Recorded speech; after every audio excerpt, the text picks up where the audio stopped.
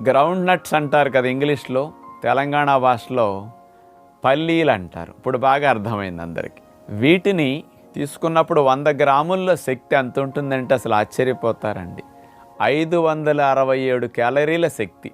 మాంసాలు తినేవారిని బలమైన ఆహారం తింటున్నారని అందరూ అనుకుంటారు. చేపలు మీరందరూ తినే బొచ్చి, ఇక మార్కెట్లో దొరికే రకాలు సర్వసాధారణంగా ఉండే 80 నుంచి 90 శక్తి 100 గ్రాములు తీసుకుంటే, కానీ 567 వేరుశెనగ పప్పులు. ముఖ్యంగా వేరుశెనగ పప్పులు జీరో కొలెస్ట్రాల్. అందరికీ అనుమానం ఇది కొలెస్ట్రాల్, గుండె జబ్బులు వస్తాయి వేరుశెనగ పప్పులు తింటే అనుకుంటారు. కానీ ఇంత చెప్పినా మీకు మాంసం వల్ల కొలెస్ట్రాల్ ఉండి మీకు ఇబ్బందులు వస్తాయన్న ఎవరు మానరు సహజంగా.